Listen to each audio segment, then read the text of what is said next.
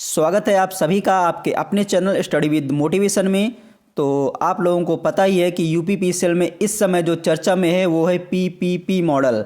और जो नई भर्तियां हैं, चाहे वो जेई की हो, चाहे एई की हो, चाहे आपकी टीजी2 की हो, चाहे आपकी एग्जीक्यूटिव असिस्टेंट की हो, किसी भी भर्ती का कोई अता पता नहीं है, लेकिन पीपीपी मॉडल खूब चर्चा पे है इस समय। और इसी को लेकर के कल फिर से मीटिंग हुई और पूर्वांचल और दक्षिणांचल विद्युत वितरण निगम जिसमें पीपीपी मॉडल अपनाया जाना है, इसको लेकर के अब इस निगम को 5 भागों में बांटने की तैयारी है और 5 नई ऊर्जा कंपनियां बनने जा रही हैं।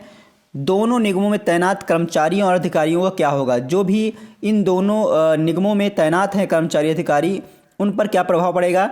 और ये पूर्वांचल और दक्षिणांचल विद्युत वितरण निगम बहुत बड़े विद्युत वितरण निगम हैं, बहुत सारे उपभोक्ता इसमें हैं आपके। तो देखते हैं जो न्यूज यहाँ पर आप देख सकते हैं। 5 नई ऊर्जा कंपनियां बनेंगी, पूर्वांचल 3 और दक्षिणांचल डिस्काम 2 हिस्से में बटेगा।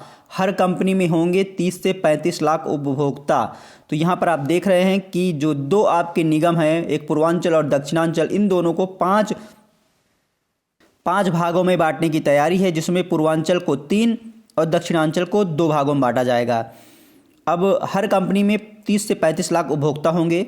पावर कॉरपोरेशन की बृहस्पतिवार को हुई बैठक, पावर कॉरपोरेशन की कल फिर से बैठक हुई है, जिसमें तय किया गया है कि जो नया मॉडल आपका पीपीपी है, इसके तहत जो पूर्वांचल दक्षिणांचल विद्युत वितरण निगम में बदलाव किया जाएगा।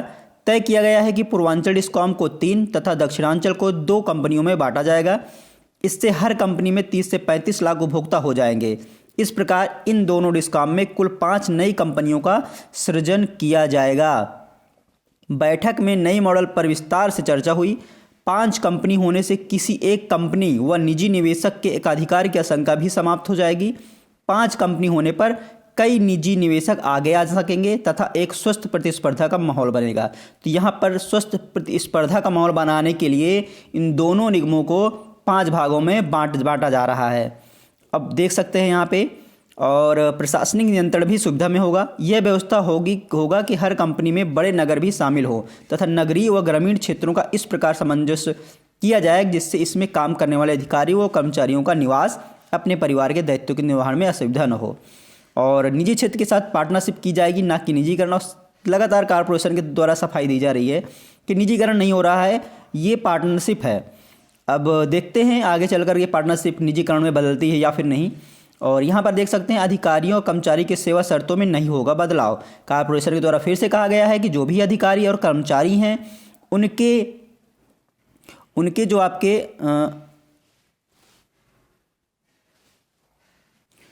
जो भी अधिकारी और कर्मचारी हैं उनकी सेवा शर्तों में कोई भी बदलाव नहीं होगा। पावर कॉरपोरेशन का कहना है प्रस्तावित रिफॉर्म में किसी भी अधिकारी कर्मचारी की सेवा शर्तों में बदलाव नहीं होगा। और क्या यहाँ पे है कि जिन बिंदुओं की संशय का समाधान हो सके वह किसी भी दशा में अधिकारियों कर्मचारियों के हितों का नुकसान न हो। और कुछ लोग भ्रम फैला रहे हैं। यहाँ पर आप देख सकते हैं जो कहा गया है कि पावर कॉरपोरेशन में सभी सूचनाएं ऑनलाइन उपलब्ध आंकड़ों के आधार पर ही तैयार की जाती हैं। इनका इनपुट विद्युत वितरण खंडों, वितरण मंडलों, वितरण क्षेत्रों और डिस्कॉम पर ऑनलाइन पोर्टल पर किया जाता है। इसके अतिरिक्त इन आंकड़ों की पड़ताल विभिन्न विभागीय स्तरों के साथ साथ सीएजी तथा नियामक आयोग के स्तर पर की जाती है। कुछ लोगों द्वारा यह भी भ्रम फैलाया जा रहा है कि नई कंपनियों के सृजन के साथ इनमें कार्यरत अधिकारियों कर्मचारी पावर कॉरपोरेशन में वापस आ जाते हैं तो कॉरपोरेशन में पदोन्नति बाधित हो जाएगी।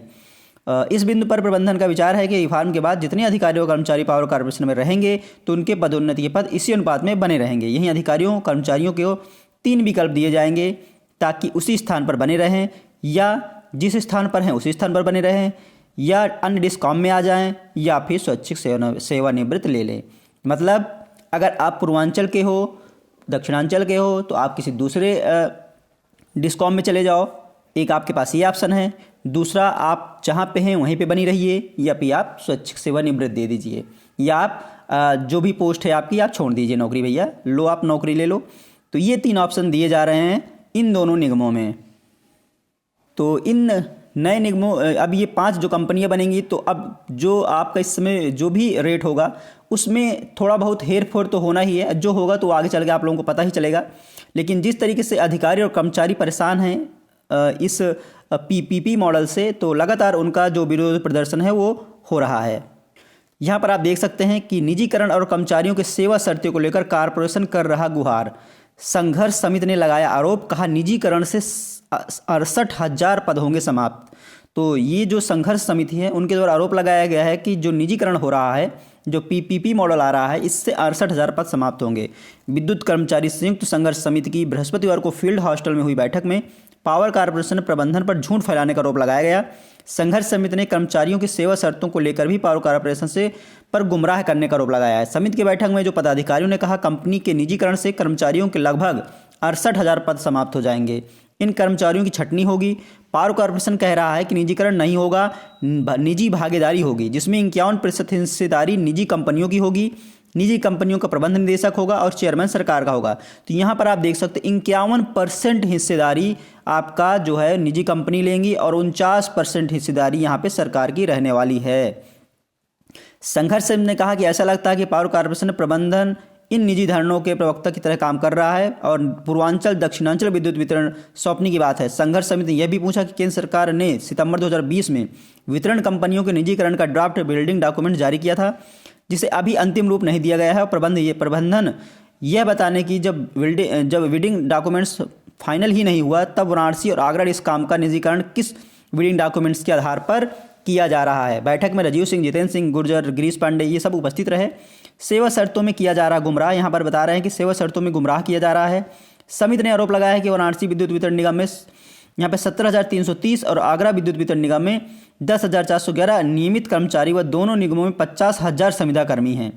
नियमित कर्मचारियों निजी कंपनी की नौकरी में आना स्वीकार नहीं करेंगे। संविदा कर्मियों की निजी कंपनी लेगी नहीं, तो इन 68,000 कर्मचारियों के सामने नौकरी जाने का संकट है कि नहीं। पावर कॉर्पोरेशन प्रबंधन का यह कहना है कर्मचारियों की पदोन्नति प्रभावित नहीं होगी, यह झूठ है। तो इस तरीके से आरोप प्रत्यारोप लग रहे हैं, लगातार आप देख ही रहे हैं।